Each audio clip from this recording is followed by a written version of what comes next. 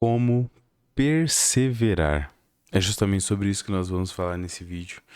E esse vídeo vem de alguém que tem uma dificuldade enorme em perseverar. Você sabe por quê?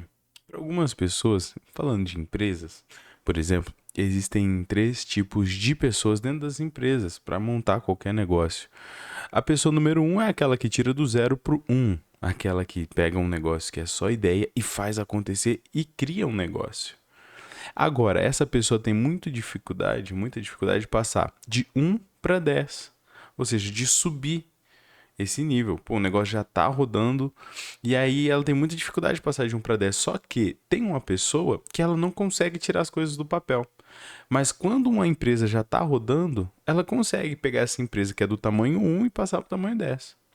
Agora, quando fala de deixar o negócio exponencial, de passar de 10 para 100, de subir 90, essa pessoa já não dá conta. E nem a primeira. Só que existe uma terceira, que já entende de negócio, já entende do negócio de uma maneira grande e consegue pegar do 10 e passar para o 100. A pessoa consegue exponencializar aquilo que já está rodando e funcionando. Que tem dificuldade de passar de um para o 10 e dificuldade de começar. E o que eu quero dizer com isso? Existem diferentes tipos de administração de tempo, de ideias, de ser. Existem pessoas que são de maneiras diferentes. E a gente tem que entender isso. Então, às vezes, a gente quer perseverar em algo que não é da nossa natureza. E a gente pode aprender? Claro que pode. Só que a gente não pode se frustrar com isso. E por que eu digo isso? Porque é muito fácil a gente se frustrar quando não alcança o resultado que a gente procura.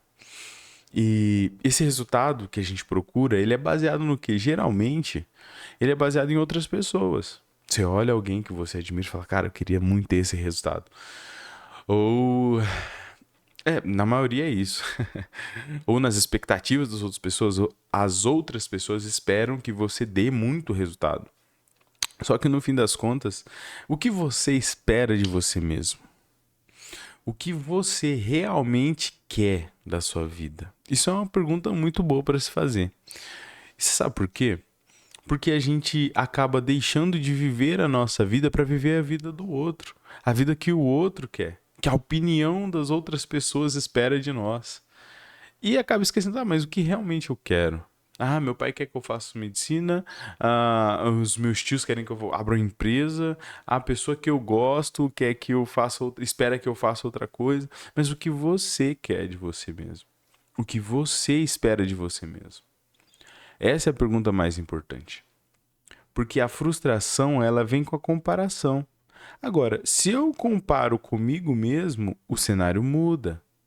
Então, talvez a chave não seja a gente parar de se comparar, mas começar a se comparar conosco, com o nosso crescimento, com aquilo que a gente desenvolveu ao longo dos anos, ao longo do tempo e das experiências. Porque até tem um livro chamado O Manual do Recomeço, um livro que eu escrevi, que ensina que a gente nunca recomeça do zero. A gente sempre vai recomeçar de algo, uma experiência, um aprendizado, sempre tem um algo para a gente começar, então nunca é zero. Então, por exemplo, eu fui lá, abri uma empresa e quebrei e fiquei sem nada, vou começar do zero? Lógico que não. Você já sabe um caminho, um erro que você não deve cometer novamente, entendeu? Então, nada é do zero. Você nunca vai começar do zero, você sempre vai começar de algum lugar. E isso é muito importante. Você entender e perceber, porque isso torna as coisas muito mais simples. Então, na hora de recomeçar, a gente tem que entender e perceber qual que é o meu zero, entre aspas. Qual que é o seu zero? De repente, o seu zero são 3 negócios que você abriu, os 3 não deu certo, mas quebrou de 3 formas diferentes. Em um, você aprendeu que você não pode emprestar dinheiro, vender fiado. No outro, você aprendeu que você não pode não olhar para os impostos, mas tem que pagar os impostos. No outro, você aprendeu que você tem que tomar muito cuidado com quem você cria uma sociedade. Então, você aprende ao longo dos anos, ao longo das experiências. E o que você aprendeu? Ah, eu tive um relacionamento que deu errado, acabou, tô frustrado. E por que que isso aconteceu? Quais foram os aprendizados que você teve? Qual foi a causa disso não ter dado certo? Você errou lá no começo? Já no começo dava sinais que não seria um relacionamento correto, você persistiu. Só que é muito interessante. Persistência e teimosia são duas coisas muito parecidas. Eu gostei muito da definição que a persistência é uma teimosia que deu certo. Ou seja, se você é persistente e não dá certo, as pessoas falam que você é teimoso. Agora, se você é teimoso e dá certo, as pessoas falam que você é persistente. Então, a diferença é o resultado. Isso deu errado, então foi teimosia, deu certo. Pô, parabéns pela persistência. Tá entendendo? Então, a gente tem que parar de levar as coisas tudo pra falar que tudo é ruim, tudo é mal. Não. Às vezes a diferença é, que faria você ter um resultado diferente, seja na empresa, seja no relacionamento, seja no que for, seria só essa percepção. Essa percepção de que existe uma linha tênue que a gente precisa compreender, que não são extremos. São duas faces da mesma moeda. Se você tem uma moeda, ela é fininha, mas se vira de um lado, é cara, do outro lado é coroa. São duas faces da mesma moeda. Então a gente tem que entender e compreender aquilo que é um defeito em nós, porque o defeito é só uma qualidade desajustada. Como assim? É só uma qualidade que está a mais ou a menos. Isso que é um defeito. É algo que passa da linha da normalidade, digamos assim. Então, essa questão da persistência é quando a teimosia ela não alcançou o êxito. Mas as duas coisas são a mesma coisa. É as duas faces da mesma moeda. Vamos falar de outra coisa.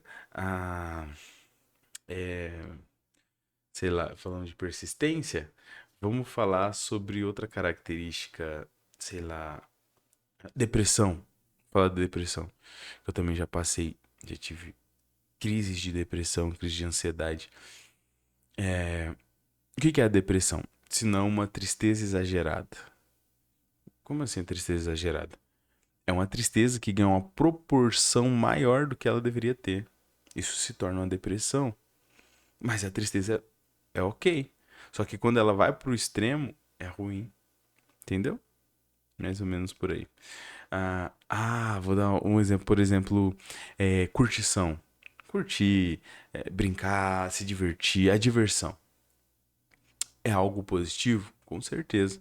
Agora, se você se diverte 12 horas por dia e trabalha 3, eu tenho dó, porque é pouco provável que seja possível se sustentar trabalhando dessa forma. Porque, enfim, a menos que seja um herdeiro ou coisa do tipo.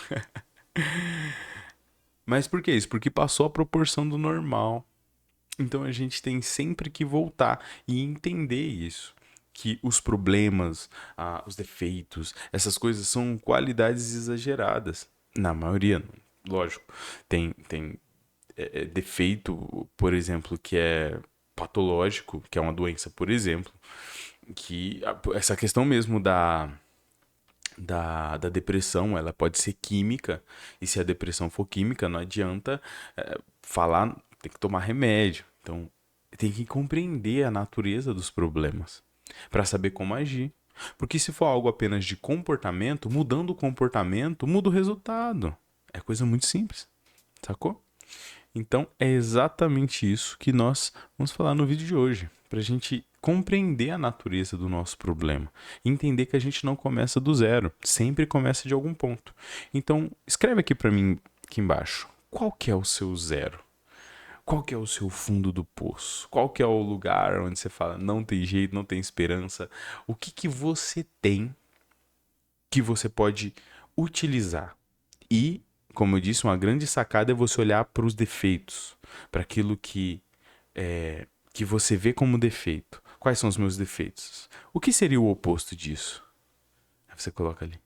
Será que esse defeito é uma falta ou é um exagero dessa qualidade? E aí você começa a alinhar as coisas. Bem simples, mas com certeza isso pode mudar a realidade, assim como mudou a minha. Fechou? Então, se inscreve aqui no canal, ativa o sininho, curte e até a próxima.